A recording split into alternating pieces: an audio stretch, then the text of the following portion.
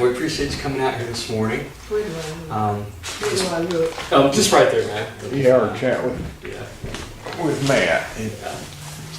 This project is the East Wilson Oral History Project, and what we're doing is basically gathering memories of people who have lived here in this community, worked, went to school, went to church here, and kind of how this community has changed over your lifetime. So if we could start off, you can please tell us what your name is and kind of how long you've been here in Wilson, or how long your family's been here, and if you know what under circumstances brought them here to Wilson. Okay, good morning, and my name is Patricia Fitch, and I was born here in Wilson about almost 66 years ago. And I grew up here in Wilson. From as far as I know from family history, through my mother's lineage, we have been around here in Wilson quite some time. My mother's maternal grandmother is buried somewhere in the old Roundtree Cemetery, and she was one of the founders of the First Baptist Church, now known as the Jackson Chapel Church. We like to refer to her as the first Cora. There's been 3 Coras throughout the generations in our family, and we refer to her as the first Cora. I was told that they were always from somewhere here in Wilson.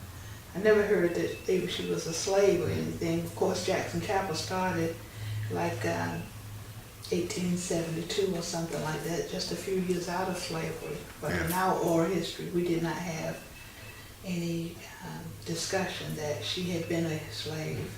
I do know that she and her husband ended up being entrepreneurs of a sort. She washed and ironed clothes independently for some of the rich white families of West Wilson. And he was what they call a drayman. He had a little mule and some kind of wagon behind it, and he would move things, ice, coal, wood, furniture, and whatever people needed to be moved that was heavy and they didn't have the transportation. From them, their names were Cora Beckwith and Haywood Beckwith. And they settled over on Large Street when some land became available for black people. And they got a 1/4 acre there. I did look at the deed one time, but I don't remember. But it was quite some time ago, 1870s or earlier. And they had one daughter. Her name was Helen Dezelle. And we're told that at 14, she was finished school and had begun to teach children in East Wilson, and later without a college education, but she was very smart. But then later she was able to go to, they were able to send her to Shaw University, and she became a teacher, certified teacher. And we grew up, well, I'm one of 5 children, and we grew up with knowing our grandmother, who had become a teacher, having gone to Shaw University. And a man came along to teach in Wilson from Durham, and he had gone to Hampton Institute, and they met and fell in love, and they became the Whittits. So I'm not sure when that was, sometime in the 1900s, early 1900s, but from then on we kind of became known as the Whittits and the Fitches. Right. You know where she taught at here in Wilson? Yeah, she taught at the Sally Barber School, and the graded school. I heard the old graded school off of Elm Street area, and she ended her teaching career at Darden High. Okay. That was when Darden had 7th grade. I mean, it was a high school, but it started, at the 7th grade, and she was teaching 7th grade there. Okay. My oldest brother graduated in spring of 1960, and she hung it up and teaching in 1960.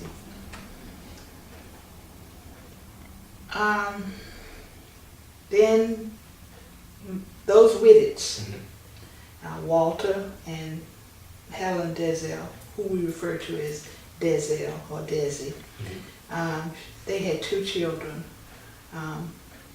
Walter, but not Junior, because his middle name was different from his father. His father was Walter Craig, and his name was Walter Hayward. And a daughter, Cora, who was named after her grandmother. And that Cora became our mother, Right. my mother. And I heard my grandmother say, you know, she taught school for $12 a month. And when my grandfather came to town, he was at one of the Rosenwald schools out in the Sims area.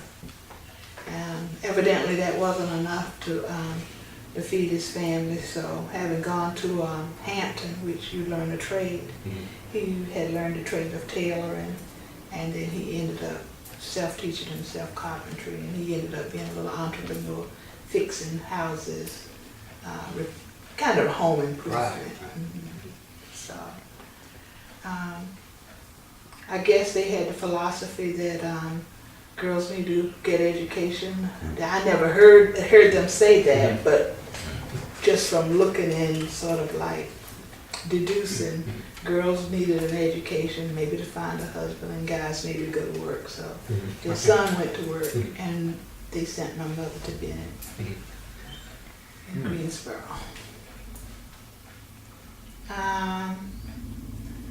I guess somewhere in the early 40s, my mother went north in the summer to, in between college summers. I think it was sort of the tradition that you could go north and live in service with people. And so my mother went north to Connecticut, somewhere outside of Bridgeport, to take care of children and kind of be their nanny at the shore and that type of thing. And while she was there, of course, no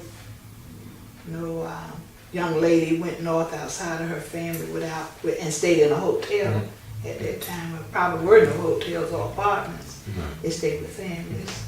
And so she stayed with this family named the Council family in Bridgeport. And Miss Council was a good friend had a good friend named Mrs. Fitch, who had about 7 boys, nice boys. Right. And she liked my mother, Mrs. Council, liked my mother, and she wanted her to meet one of the nice Fitch boys from New Haven. And there was a conspiracy amongst the 2 ladies. Mrs. Fitch kind of wanted to see her son George with another lady. And so they set up the date for the brother George to come to Bridgeport to meet my mother, this nice young lady from North Carolina going to college. And he went, I guess because his brother said go, but he went, and I was probably an hour from New Haven and took his younger brother with him. And so after the date on the way home, I'm told that my father being Milton, asked his brother George, how you like her? He said, I like her all right. She's a nice lady, but I'm sticking with Lucille. That was the lady that they were trying to break up. So my father said, I liked her a lot. So it's kind of like in the family. My Uncle George did marry Lucille. They had 2 kids, and as cousins, they had, we would say, Uncle George could have been my father, you know, our father, but the chemistry wasn't there. Right. So we laugh about that now. My father, after he married my mother went north and stayed with him. In the bosom of the Fitch family. It was a large family of 7 boys, 1 daughter. But my father went to war. And when he went to war, my mother was pregnant with her first child. And she had the child there, and they really embraced her and loved her, but she was homesick for the South. And her mother was lonesome for her, you know. So she made a trip back to Wilson with her baby in tow, and My father was in the war 3 or 4 years, a long time. I guess they didn't deploy and redeploy, you just go and stay. You know what service he was in? He was in Army, Army, okay. World War II, and he was with the Red Ball Express, General Patton. And I'm only now learning more of what they did as far as keeping the gasoline flowing to the troops and that type of thing. But he talked very little about it. I know he had at least a Purple Heart, and he probably had some other citations. But when he came back, he sort of put it behind him, war and what war was about. I remember on the 50th anniversary of D-Day, and I knew he had been in that European theater. I called him and I said, I want to thank you for all you did to make the world safe on this D-Day. He said, well, truthfully, I was not there on D-Day. I came in, a couple of days after D-Day. He said it was still, fierce and everything, but he was not in the onslaught. He didn't storm the beach. So he told me from himself that he was coming down to get his family. My oldest brother's now about 4 years old, and he's coming to get his family. And as he came down, he was thinking, well, what am I taking them back to? In New Haven, they had Winchester, and that had been the economic engine, and of course, it was booming during wartime, but they were making munitions. But now there was massive unemployment, so he didn't really know what he would be able to do, bring my family back there. And none of his family was from the South. No. Right. Well, that's an interesting story too. I'll tell you about that another time. We always, thought we were directly Yankee connected, just on that end, and the Southern connection here.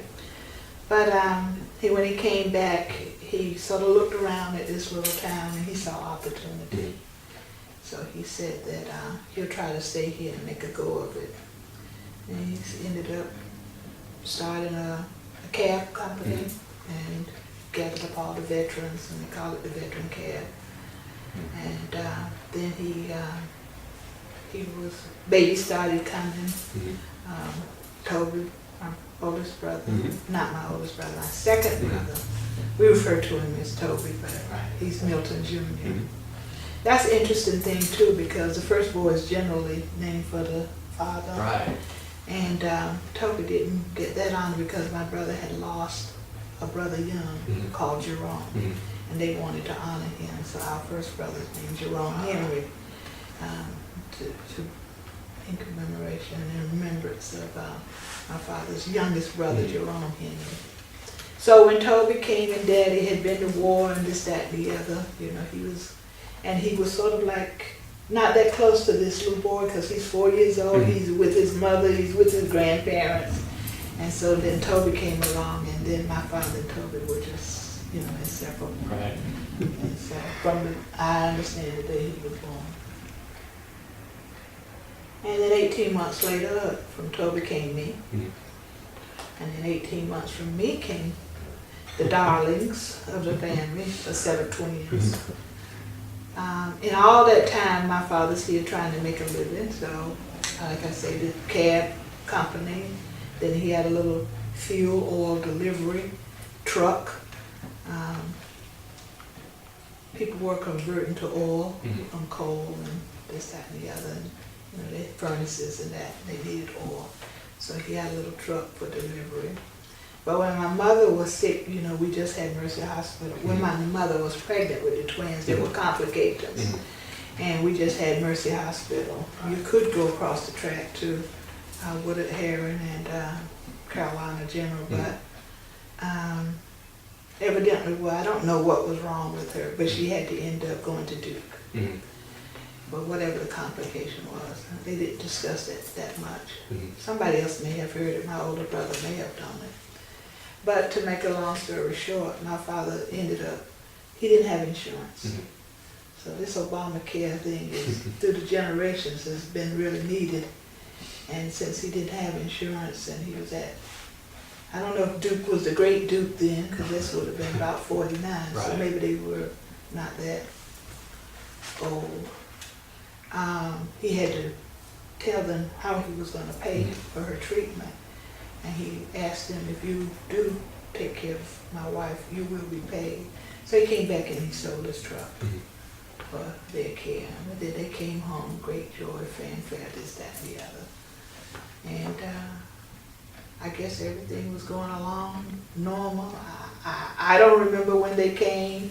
I don't remember anything about them. This is just stories. And first my real memories of when I was about 5 years old. And by that time my father was working at the post office. And he carried the mail all through East Wilson, and a big portion of East Wilson. And he was the first black letter carrier since Reconstruction. And during Reconstruction, there had been Mr. Vick and Mr. Clark.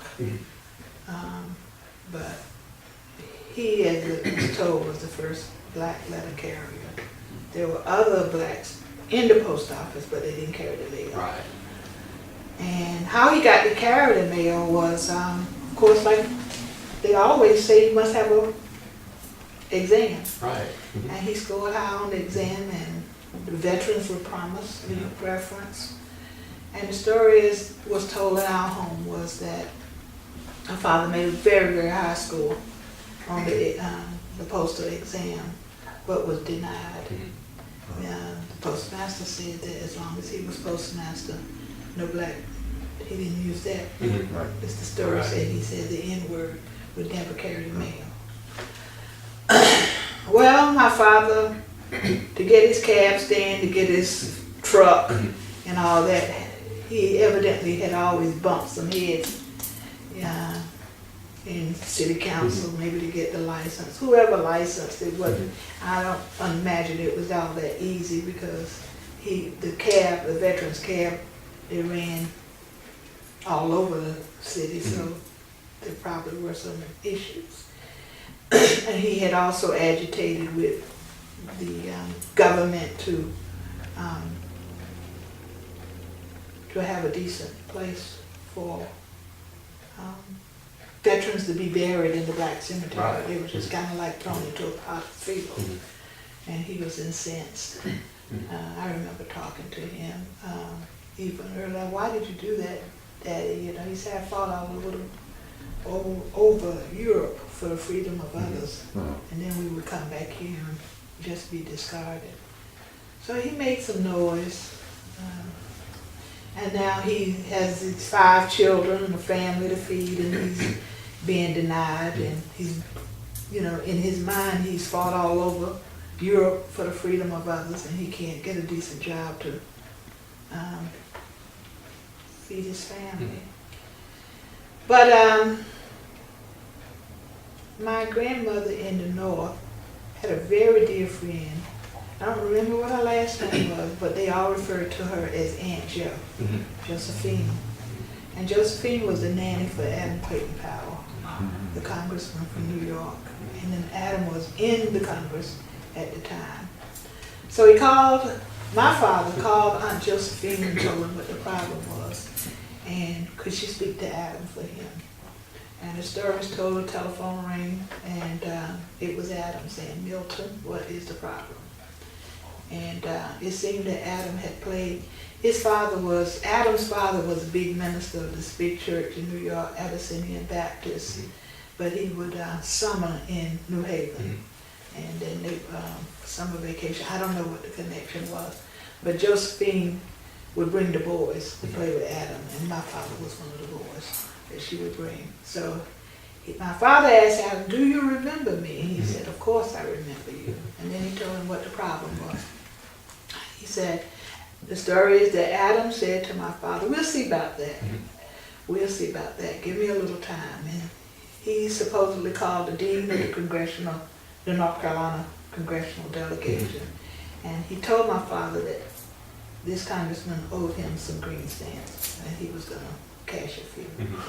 So when he called him, he cooked up something. I don't know what the conversation was, but the short of it was the postmaster here, who had said that no one would carry the mail, was given another assignment, offered another assignment.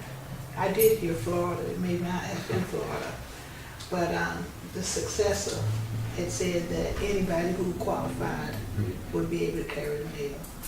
And so that's how he got it. But so I often say, when I tell the story, that it took an act of Congress. Right. So my father carried the mail in Wilson. Imagine that.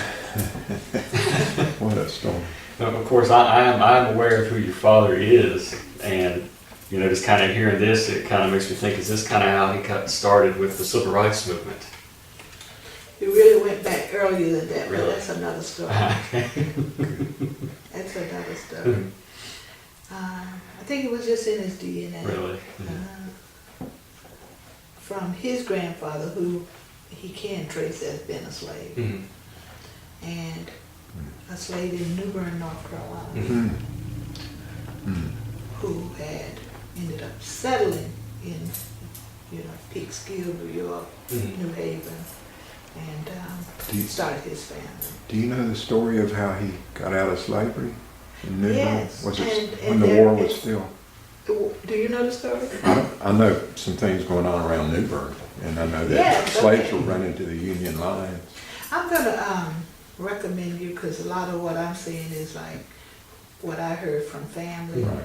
but it is recorded how he escaped from slavery by himself. Huh. And it's in a memoir that he wrote called Recollections. Is it at the public library? If not, you can read it online Okay. through Chapel Hill. Okay, I know what you mean. I know the database. Recollections of my slavery days. And it's by William Henry Singleton. That Henry comes forward, which more than likely Jerome Henry was to commemorate Mhm. him. Uh-huh. And so we do have a tradition of naming our children from ancestors somewhere. He was the master's son, and he was despised by the mistress of the plantation Yeah. and was sold away as a little boy. And he made his way back from Louisiana, all by himself. And if you would get that book, you would read more of the details of how he told it, because it almost seems impossible. Mhm. But Yeah. the confluence of circumstances allowed it to really be possible. He wrote his recollection when he was in his 80s, so some of the things could have been exaggerated. 'Cause I might be telling you some exaggerations now. But he wrote them, and it was published in a pamphlet in Peekskill, New York, Mhm. as a series. And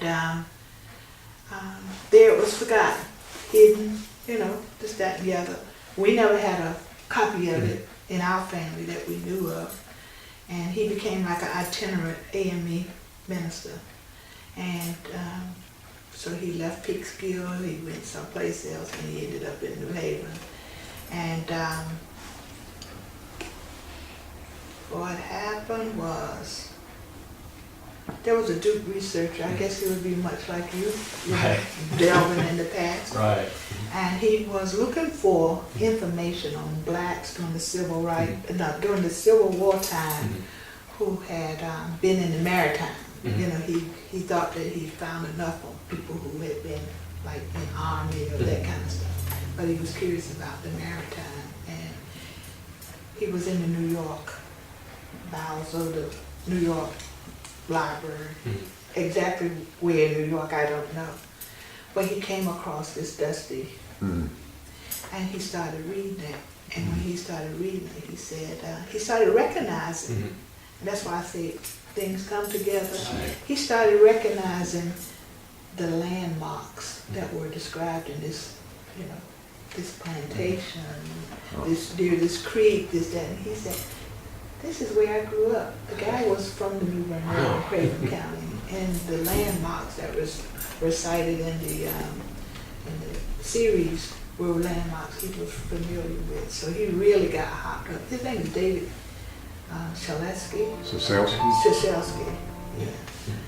I'm so sorry. It's okay. Do you need to get it? Okay. And it was so intriguing and interesting to him that he started doing the research Right. to find out, could this be true, is what he's saying, And he did believe him because when he searched the tax records in Craven County, the reference was to the Singleton plantation, and he was calling himself William Henry Singleton. And he was stumped that so many other things were accurate, but no record of this plantation, Singleton Plantation. And then he had some collaboration with a young lady that was studying, that was kind of, had her expertise in that time and what people did. And she was at Yale. I don't remember her name at all. But she explained to him that it was a sort of masking that was going on, because he probably had relatives that he was protecting, even though he was writing this in 80 years. What year would that have been? Probably in the 1930s, maybe. Yeah. Maybe. He may have still have a connection and didn't want any repercussion, because by that time I'm sure a lot of fear and intimidation was taking place. When did your family become aware of this book? I always was aware of the Right. story. Uh-huh. And sometime in like 1958 or 59, another person had heard about the story, but they wrote it a fictionalized documentary or this, that, and the other. But it was supposed to be loosely based on the stories. And it was called Contraband of War. I don't know who the author of that was. And I personally did not become aware that David had found it. David found it, got the state of North Carolina to give him a grant. They published it. Betty McCain, he was involved in it when she was secretary of this, that, and the other. And actually, all those inner workers, I lived away then, and I wasn't really aware of it, but my brother Toby was. Right. He knew a lot about what was going on. He was interacting with David, and I'm not exactly sure. Oh, when they found out, when they traced it and they saw he was a real human being and a real man, and they saw where he was buried.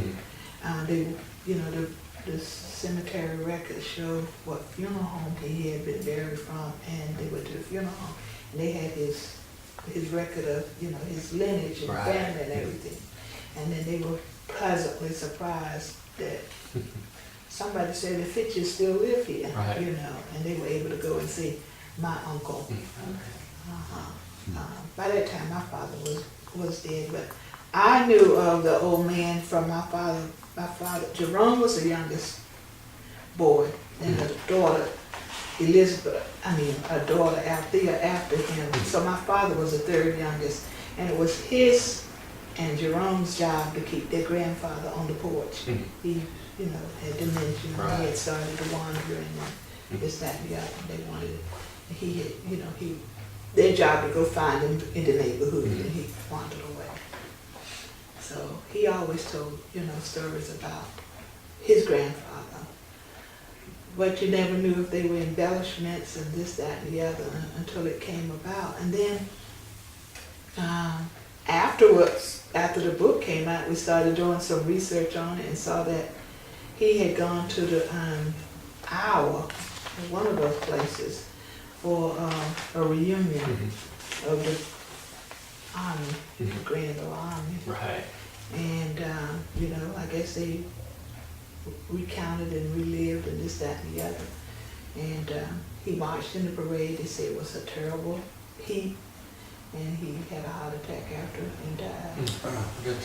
In his uniform and everything. He wouldn't ride like the old soldiers, they would ride. He walked. So it's very interesting. So when you say, when did my father, that was the beginning of the 50s, and we're not the beginning. It was, I think it was in his DNA from his grandfather. Right. to be rebellious, to question, to think, and evidently both of them were highly intelligent. Right.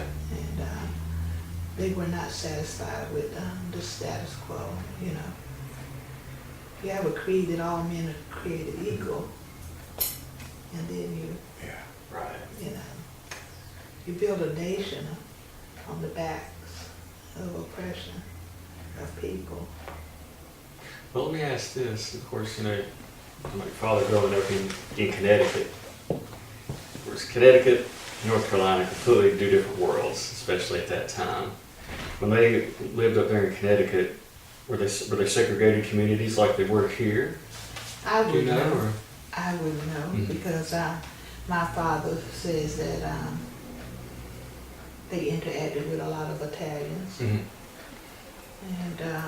when we would go north, we would go to Italian areas where there were entrepreneurs, Right. pizza places, and Italian ice and this, that, and the other. And they were always hailed like, you know, hey, you know, my Uncle George was a cop. So, Georgie, oh, you got milk here, all the kids, and then they just give us whatever we wanted, Right. you know, so I didn't get the impression that, but it probably was, Right, you know, right. I mean, if not by race, by economics, you know. Right. And so, you know, I also heard him say that they were you know, West Indians were in their neighborhood, and they grew up with, she ended up being a kind of famous jurist out of, on the federal bench in New York, Constance Baker Motley, and she was a childhood friend of my father. Right. And I had the privilege of hearing her at a law school lecture, and I just was going to test Daddy's story, you know.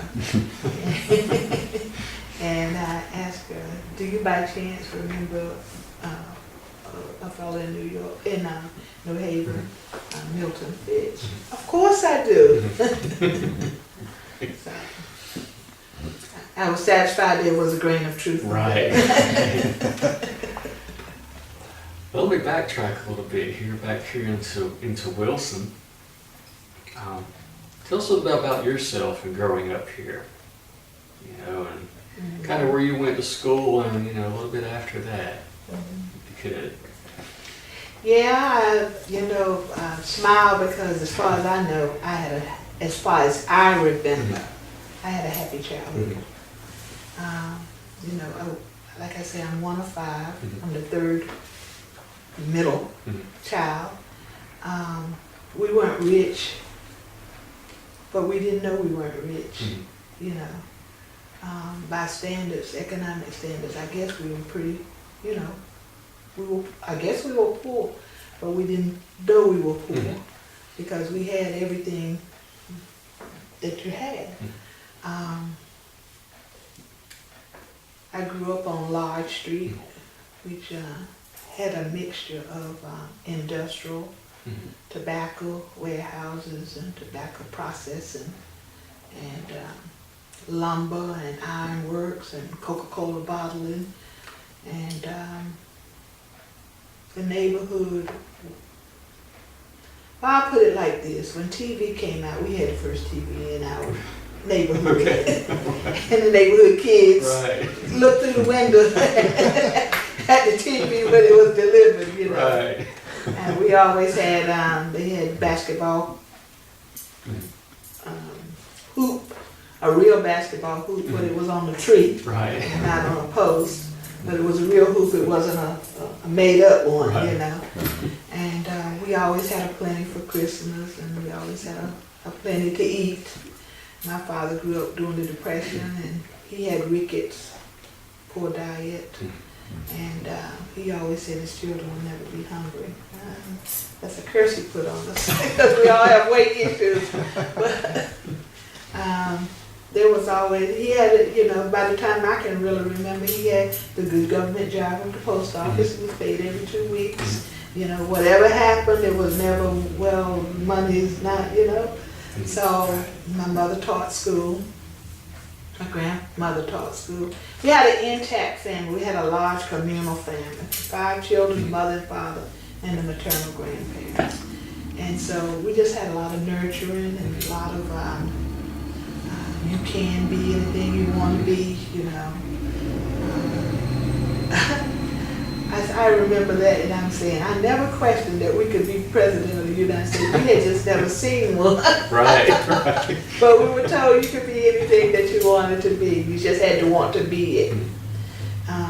Scholarship was mandated in the home for the girls, anyhow. Boys got away with a lot. You know, they could be the jocks and athletes. We were all encouraged to be active in school, participate in school. We were rewarded for good behavior, good grades. You know, church was a very central part. Jackson Chapel, which was First Baptist, was very central to our lives and our activities, as well as the school events, you know, whether it was May Day in Platinum Maypole, whether it was egg hunts at church, you know, whatever my parents participated and encouraged us to be a part of it. We went to Elvie School until they built Adams School. Okay. And then we went to Adams School, and all of us had, with the exception of Jerry, because he didn't go to Elvie, he went to Sam Vic School, because he went to school when my grandmother would go, and Sam Vic was not that far from Darden. So the way they did it, they dropped him off at Sam Vic and went. But when all of us, little bunch of four, came along, we went where we were supposed to go, which was Elvie, and then we went to Adams. And we all had the privilege or misfortune of having our mother teach us in the 6th grade. Oh my goodness. How was that? That was all right after I learned the rules. Right. That she was not mom at school. Right. And when I got home, she was not teacher at home. So I got no special privilege, you know, and I was not allowed to say mom. I had to say Mrs. Fitch. And when I got home, if I missed a homework assignment and said, Mom, what did you say for us to do? She said, you should have taken notes. Once I learned the rules, it was all right. My parents were very loving. They had a very loving relationship. As far as I could see, my father was very opinionated and whatever. My mother seemed to be with him, you know, never being afraid that, you know, there might be some retaliation against her or anything. I guess he'd make a big noise if there were. We had my grandmother. She taught 7th grade, but she was an excellent seamstress. She used to make a lot of pretty things out of nothing. She'd take egg crates, they were paper at the time, and put clay on them and have designs on them and jewels, and make jewelry boxes that she'd give to friends. And they were well thought of. She'd make aprons, but she made clothes for us, so we always had, girls always had pretty clothes, and that was important. Right. And she always had our hair done. Saturday nights was rolling hair on paper, brown paper bag to have curls in the, for Sunday. We had vacations. Our vacation was, we always went north in the summer to spend time with our grandparents. That's in Connecticut. In Connecticut. And that was a trip in and of itself of traveling. We traveled at night. Daddy worked. We got off at 3 o'clock. Came home and he slept. And about 12 o'clock we get on the road.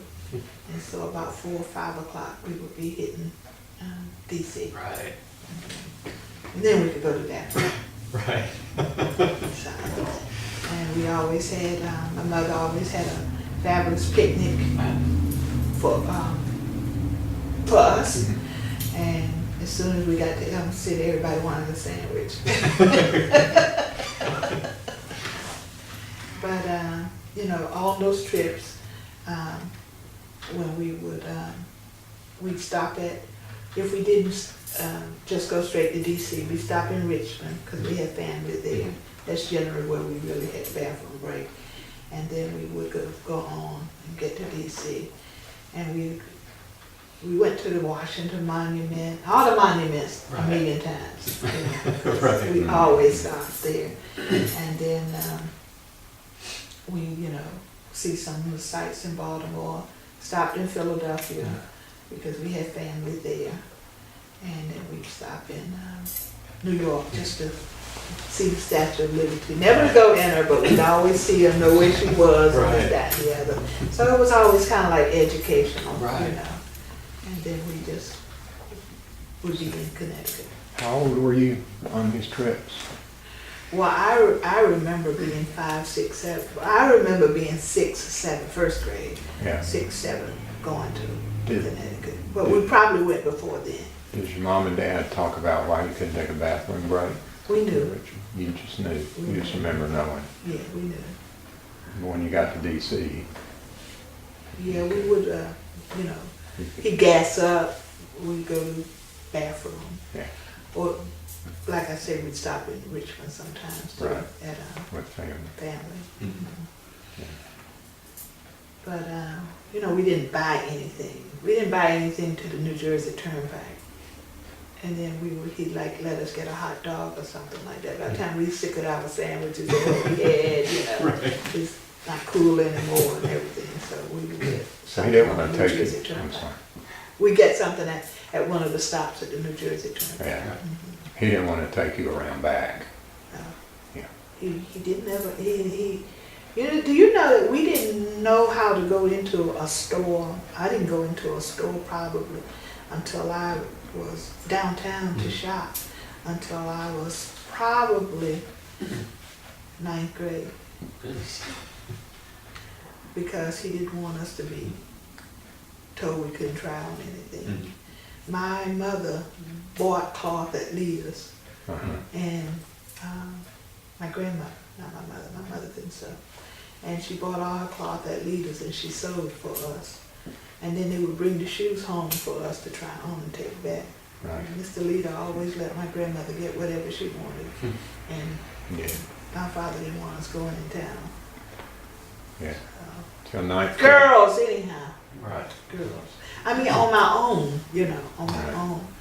There was a store on Goldsboro Street, and it was a dress shop. It was Dottie Lou's. And I don't know if she was Jewish or not, but she used to buy clothes, especially for me, for dressy clothes, Uh-huh.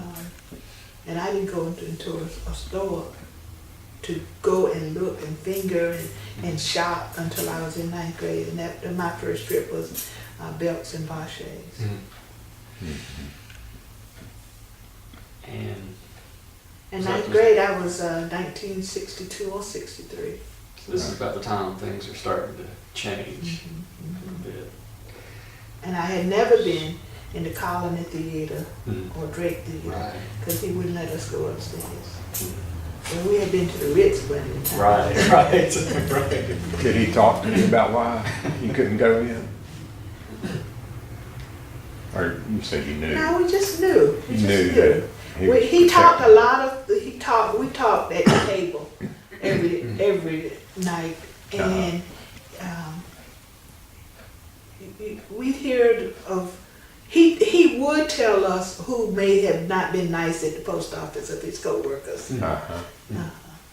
And because I can remember some names, I don't know who they are now, but I can remember him saying some things about this, that, and that. So I knew he had a kind of like a tense time there Right, at the post office. It wasn't, oh, comrade or this, that, and the other. right. And they used to have some kind of Christmas party of postal employees, but we weren't invited. He wasn't invited. But they would send books. If the gift to children were books, they would send the books. Because I remember getting a Dale Evans hardback book one year, and it was from the party at the post office Was he that the my only, father didn't go to. was he the only black postal carrier in the city?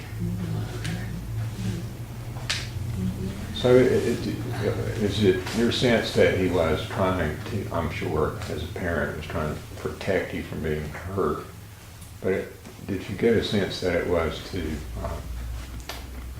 preserve your dignity? You know what I mean?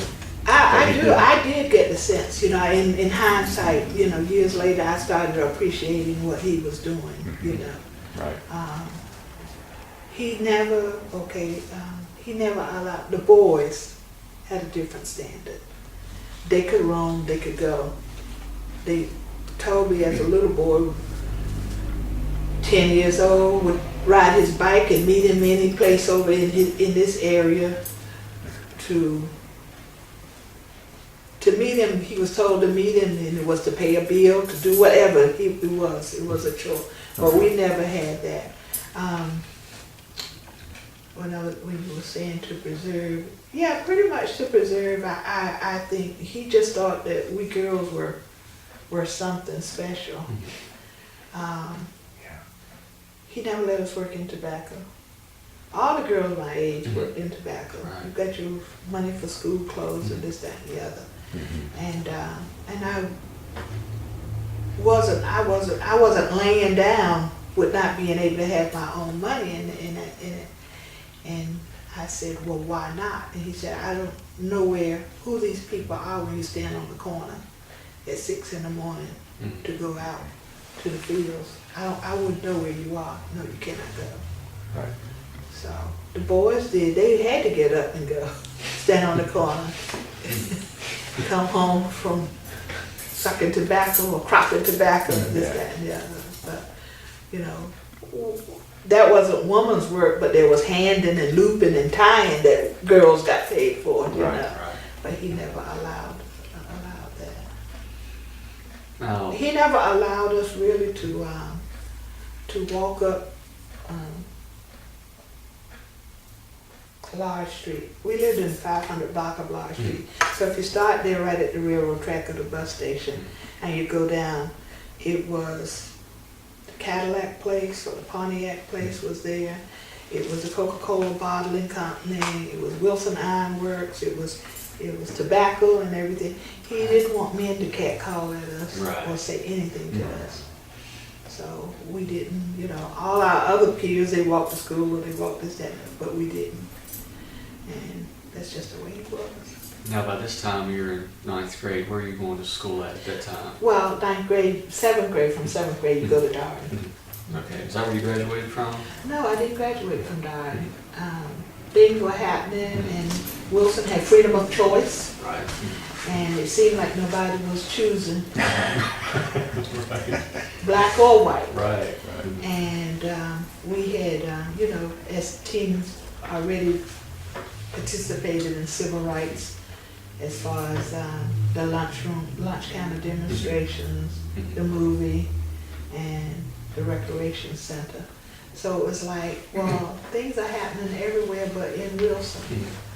And I, at that time, had in the 11th grade, had decided that I didn't want to go to a historically black school. I wanted to go to a school. Right, just right, regular school. Yeah, so I thought that if you're gonna spend 4 years in a place, you better kind of like know what you're getting into. Right. You know, and of course you had seen the ones at Ole Miss, and you had seen the ones at Georgia. It looked like it wasn't, you know, a bed of roses. So I decided that I'm going to choose. I'm a freedom of choice. And I asked him that, well, we talked at the dinner table, and I was saying, I think I want to choose to go to fight next year. And my father said, are you sure? And I said, I think I'm sure if I want to go to integrated school, college. And he said, well, we'll go and see about transferring it. And my sister, one of the twins, said, I want to go too. And she would have been in 10th grade. She would have been in 11th grade. She was in 10th grade. And I was in 11th grade. So we then both would, the next fall, be in 12th grade and 11th grade. What was her name? Ernestine. Ernestine. So that's what we did. You know, we didn't know who else was going to be there or anything. When we got to school, at Fike. They were waiting for us. Oh, really? Now, before we got to school at Fike, I must say, the principal, I don't know who called who, but I remember going to a meeting with the principal and my parents, and a lot of questions being asked, and he from what my perception is, he was trying to transition it peacefully and everything. And we got to ask questions and this, that, and the other. And I wanted to know what I could participate in over there, because I had been very popular at Darden. I had been homecoming queen and participated in a lot of activities. So I was giving up all those comforts, my boyfriend, and you know, my circle of friends, to go over and try this experiment for me. You know, I really, and I thought that I had this thing where, what is it over there so special that we are being kept from? That was really another driving force. What is it over there? What is it like over there? And so anyhow, he said yes. I was already National Honor Society. I was real concerned that I couldn't be National Honor Society there. Was I going to be good enough? Would I be able to compete? Would I be able to hold up to any taunts or any ugliness and everything? And evidently they had, you know, there was a full understanding that blacks were coming. And you know, there were no jeering, this, that, the other, but there was like looking as though you were a zoo animal to me, you know.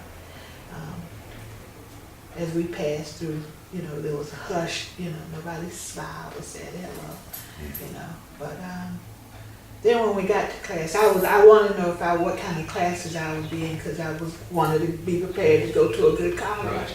And so I was put in all the, you know, advanced college classes and everything. And I would say on a whole in those classes, I was pretty, I won't say I was pretty well received, I was pretty well tolerated. Nice enough, you know. To me, they were a better class of people, socioeconomic people. And so, you know, when you change classes, though, that's when you meet everybody and you hear nigger, soft nigger, not a yell out one, but a soft one. So you were just enough to get your attention, to let you know. How many other black students were there that year? Well, that year was just 5 of us that I remember. It was me in the 10th grade, me in the 12th grade, my sister in the 11th grade. There was a guy from New York whose uncle was a teacher over here. His name, some kind of Rogers. He would sit down here because he was kind of troubled up there. And then you had Glory Freeman and a young guy named Sellers. His last name was Sellers. I don't remember him too well, just to know that he was. I wasn't friends with him. And so I saw 3 of them at lunchtime, Gloria, Sellers, and myself. I don't know where Rogers was at lunchtime. And there was some who would be, one of the nicest persons to me was one of the Ferris boys, Tommy Ferris. And he wasn't like this, but you know, he was nice. He'd say good morning. You know, I'd walk in and say good morning. A lot of people didn't answer back, but he'd say good morning, you know. And which class was that? It was a physics class. Gave me a real fit. That was the first time I'd ever had a bad grade. The physics. And I remember him explaining something to me that let me catch it. Not on an everyday basis, you know, but he did. And there were a few people. So was going there a good preparation for going to It made me know college? I wanted to go to historic black schools. Really? Where did you end up going? I went to Hampton. You went to Hampton, okay. Yes. Yeah, it made me know that I wanted to go.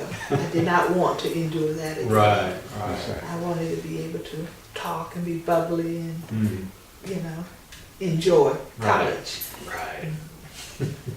But I would say that I did find a difference academically. Mhm. In terms of, I remember that there was a young professor, teacher, he was either his first year out of Carolina or second year, but he wasn't long out of Carolina. And he was from the north somewhere. And he really set a good tone, and he made sure I was included in every discussion and this, that, and the other. He even formed a madrigal group where you sing these old medieval Mhm. songs and this, that, and the other without accompaniment, or maybe it was just like a lute or something like that. And he asked me to join, and that was like, okay. But I remember the first paper that I wrote, it came back so red, that my face got red, because I could not believe that a good writer like me, and I always had, stellar English grades, it was just read it up.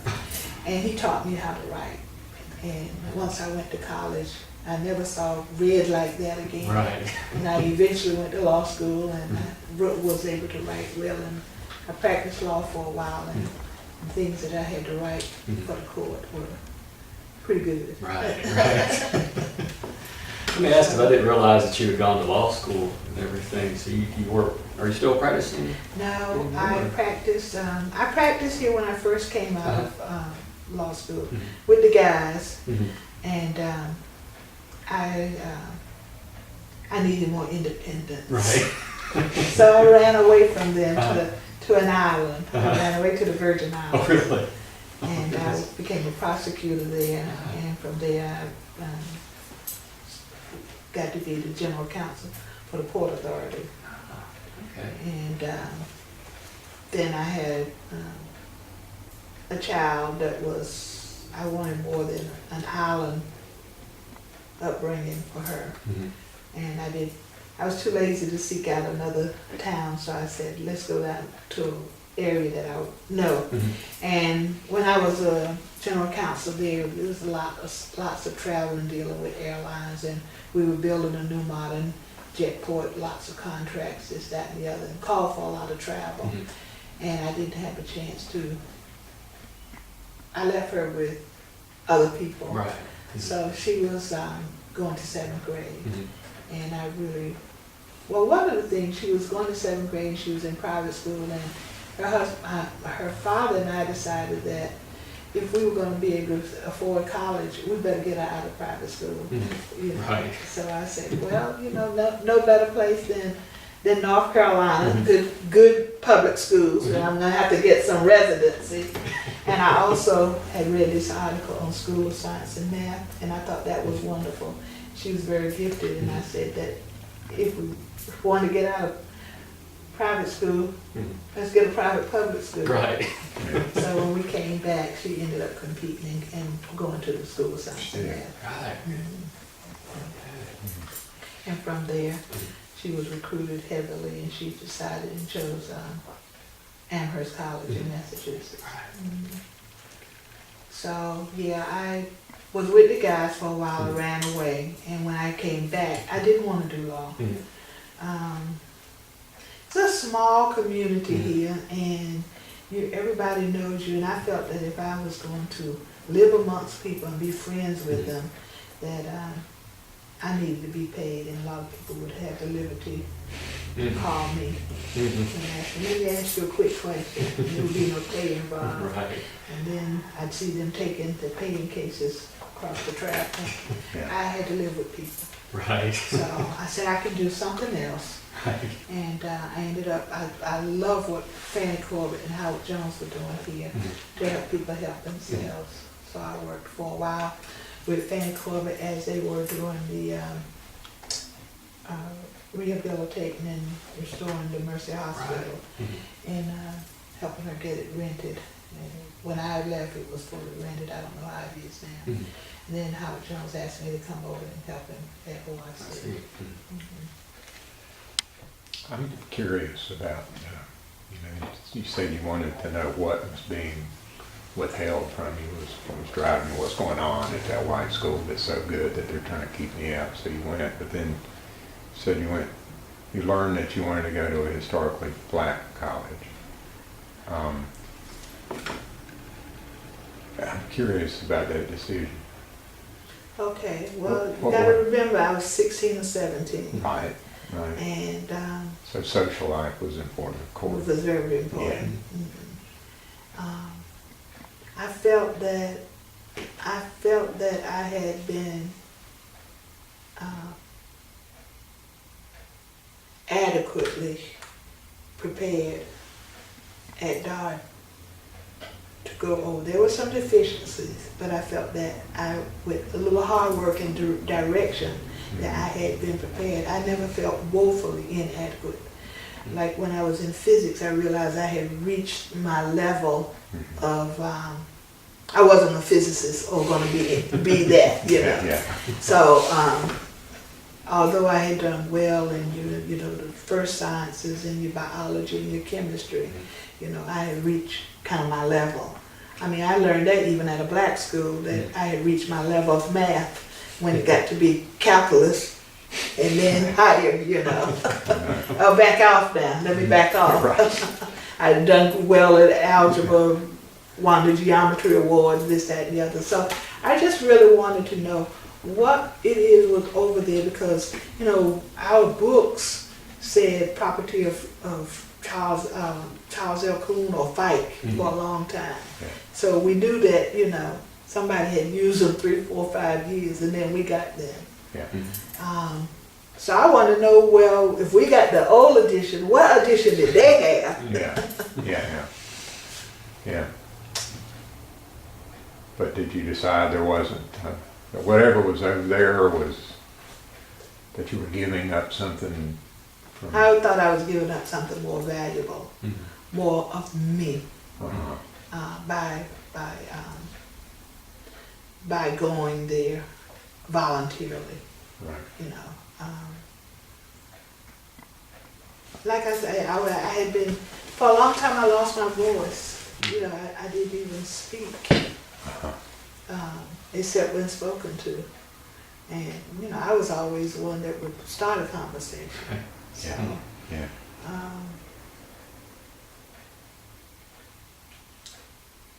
that basically was it. It was although it was probably immature decision, I'd do it again at my age. Right. You know, if I wasn't comfortable socially, you know, then I would seek a social, more comfortable setting. Right.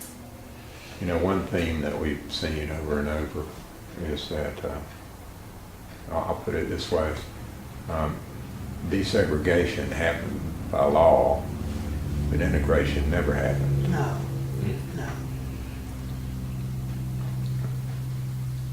It's happening now. Right. It's happening 50 years now. later. 50 years later. Because you see couplings that, you know, people are deciding to withstand whatever in order to be together and to have families, children, this, that, and the other. I see it here in Wilson, and when I look up at the child, a mixed child, and I look up at the grandmother who is not black, you know, and I'm saying, I'm not sure what you would have said 50 years ago. Although we know the couplings were going on. Right. But I'm not. not sure. Yeah. If you could have loved this little boy that you were holding his hand so tightly, man, I'm not sure you would have loved him. So Okay. it's a good thing. People are people. Humans are humans. Yeah. I myself had to learn the lesson because I was, you know, Black Power. After, You were. you know, I came, you know, once I went to Hampton. You were there, what, early 70s? Yes. You know, no, I was there Late late 60s? 60s.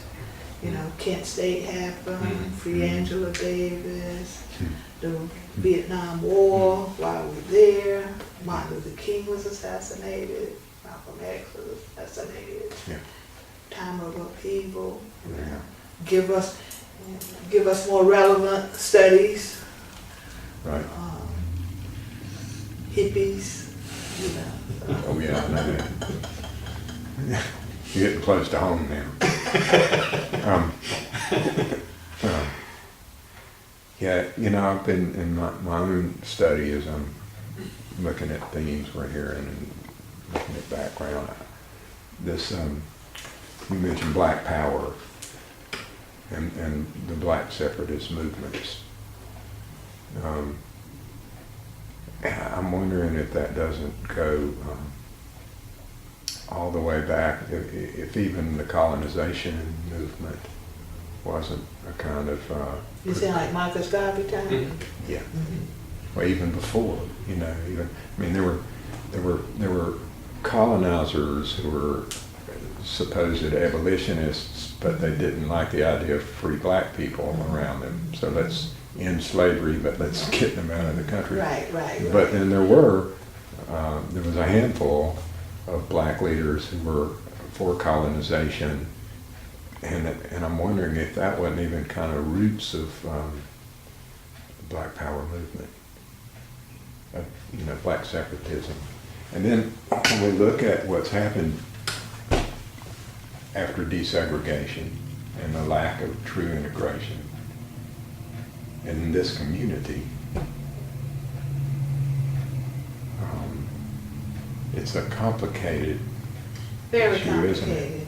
Because, I mean, you had that drive and that urge to do what the best we're doing and to get the best resources and have the best teachers. At the same time, there was a kind of sense of empowerment, I assume, at being part of a large extended family and a strong and powerful community. And black pride. I mean, Black Power, did that appeal to you? Did it remind you of, was it in any way connected to what living in East Wilson was like and what you were giving up? Or am I just way out there? Well, I mean, I I think... don't have an answer right here. Yeah. That's something I would think on. Yeah. I think part of my participation, as shallow as it may sound, had to do with fitting in. But there would be only so far I would go. Mhm. But I did adapt great big afro, you know. Right. It was stylish then, Oh, just yeah. like some people have adapted their locks because it's stylish, It's you a know. political statement. It's somewhat political, but somewhat fashion too.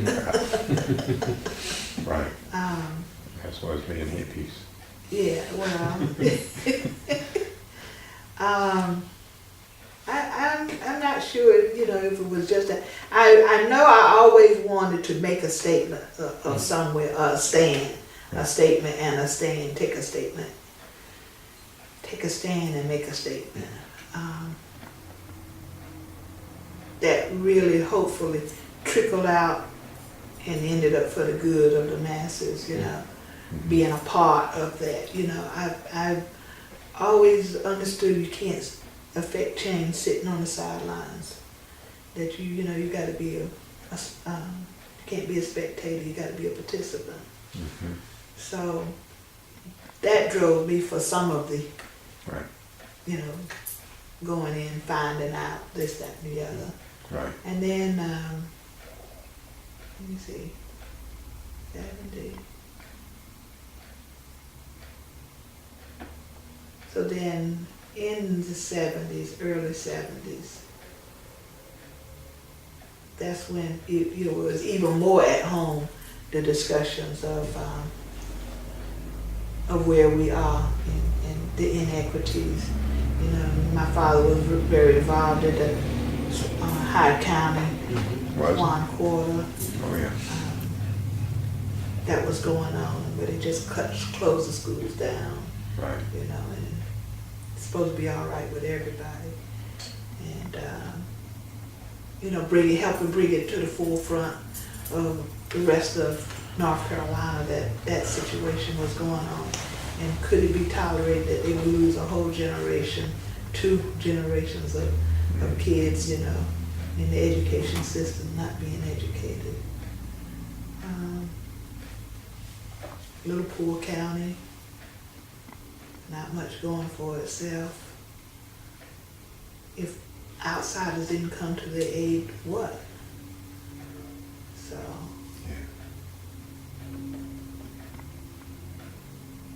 You know,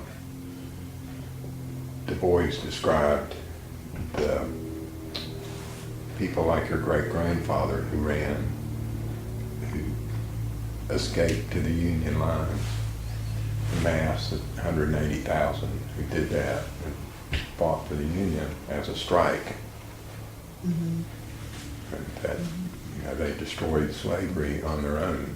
They brought it down from within, and the ones who stayed resisted too. And that, I think I think there's a historical strand that your father was down there involved in that strike. Apparently that's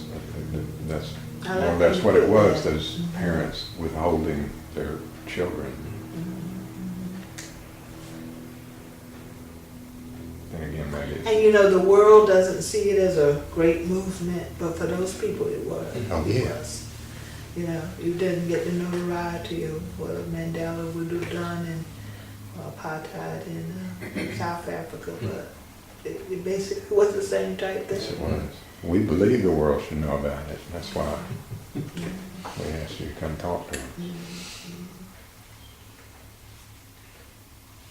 Well, I have always known that it was valid, whether anybody acknowledged it or not, you know. That whatever we do to, I'll use your word, to make a strike, you know, individually you make a strike, 10 individuals, it's a little gang, 50 individuals, you know, 100 becomes a movement. Right. Yeah. So, Yeah.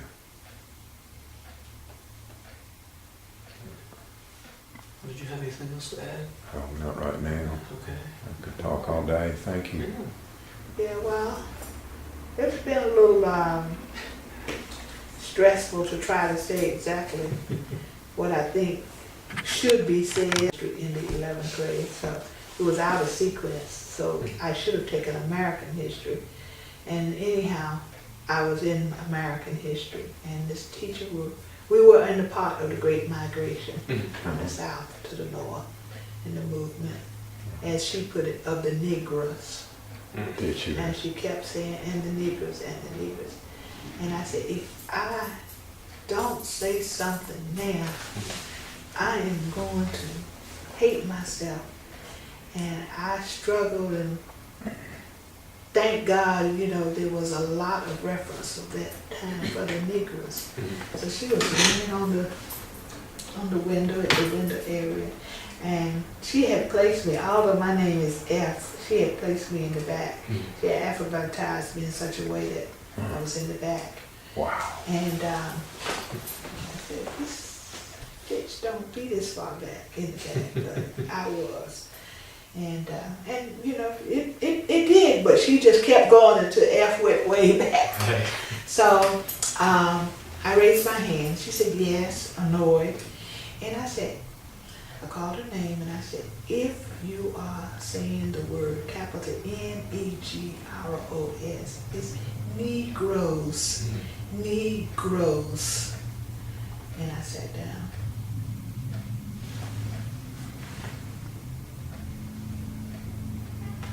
Did you respond?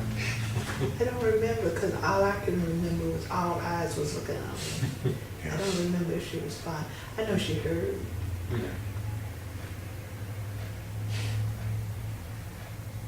She was well thought of. They had she was considered an excellent teacher. They owned a jewelry store downtown. And Yeah.